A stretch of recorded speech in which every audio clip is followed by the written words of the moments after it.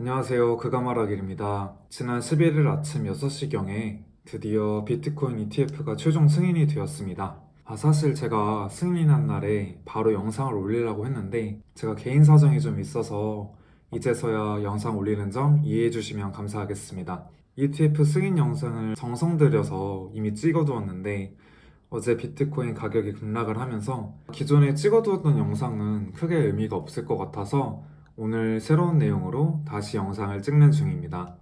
참고로 지금 제가 영상을 찍고 있는 시간은 한국 시간으로 1월 13일 토요일 오전 10시입니다.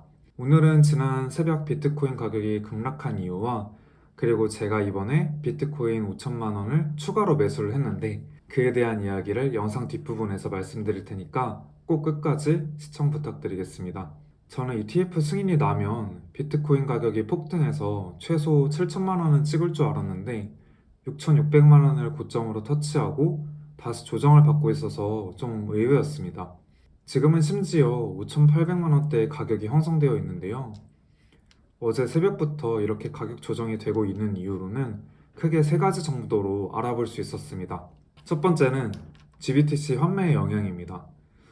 기사에 따르면 앤서니 스카라무치 스카이브리지 캐피털 최고 경영자가 블룸버그 TV와의 인터뷰에서 비트코인 현물 ETF 거래 시작 이후 비트코인 가격 하락은 GBTC 환매에 따른 비트코인 매도세가 나타난 영향도 일부분 있다라고 했는데요. GBTC에 대해서 잘 모르시는 분들이 계실 것 같아서 간단히 말씀드리면 GBTC는 그레이스케일이라는 투자信託 회사에서 발행한 비트코인의 가격을 추종하는 파생 상품입니다. 근데 이 GBTC의 수수료가 1.5%로 상당히 높은 편이거든요. 그에 반해 이번에 출시된 10개의 ETF들은 수수료가 거의 없기 때문에 투자자들이 GBTC에서 수수료가 더 싼 ETF로 옮겨가면서 이런 갈아타기를 통해 가격 조정이 왔다는 기사였습니다.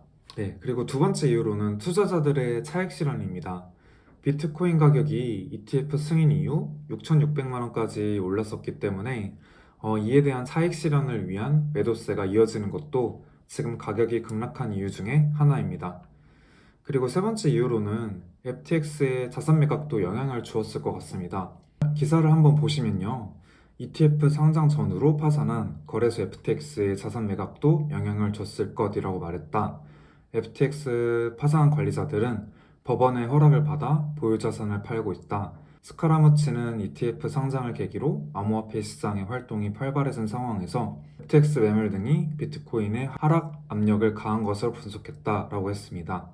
결국 FTX 매물이 쏟아지면서 비트코인의 가격이 하락했다는 이야기인데요. 근데 이런 비트코인 가격 하락의 이유들이 저는 개인적으로는 아무리 생각해도 이렇게까지 큰 가격 조정이 올 만한 이유들은 아닌 것 같다는 생각이 듭니다. 그래서 오늘 또 한 번 느낀 게, 정말 비트코인 가격은 예측하기도 어렵고 별 이유도 없이 가격이 크게 왔다 갔다 할 수 있구나 라는 걸 다시 한번 느낀 날이었습니다. 저는 저번에 올린 비트코인 1억 샀습니다 영상 이후로 이번에 비트코인 5천만 원어치를 추가 매수해서 이제는 총 1억 5천만 원이 들어가 있습니다. 추가 매수의 이유로는 가격 조정이 오는 게 위기가 아니라 더 싸게 살 수 있는 기회라고 생각했기 때문인데요. 단기적으로는 오늘처럼 큰 조정을 여러 번 받을 수 있으나 저는 ETF 승인과 반감기 그리고 금리 인하 등으로 인해서 연말까지 본다면 가격 상승 요인이 충분히 있다고 판단했기 때문에 추가 매수를 했습니다. 근데 사실 또 모릅니다. 당장 내일 또 추가 조정이 와서 막 10%가 또 급락할 수 있는 게 코인 시장인 것 같은데요. 그런 의미에서 가진 현금을 모두 몰빵하기보다는 어느 정도 여유분의 현금은 항상 남겨두고 매수했던 가격보다 더 큰 조정이 왔을 때 그때마다 조금씩 사는 것이 더 안전한 투자를 하는 방법이 아닐까 생각이 듭니다. 근데 참 저도 이해가 되는 게 사람이라는 게 욕심이 끝이 없어서 예를 들어 제가 1억을 매수를 했는데 뭐 10% 20%가 올랐다면 그때 1억 5천을 매수할 걸 이라는 생각이 항상 들기 마련인데요. 이런 감정을 잘 조절하는 것이 안전한 투자를 할 수 있는 방법 중에 하나가 아닐까 싶습니다. 저는 그래서 이제 총 1억 5천만 원이 비트코인에 들어가 있기 때문에 앞으로 비트코인 가격이 어떻게 될지 좀 더 쫄깃쫄깃한 마음으로 지켜볼 수 있을 것 같습니다.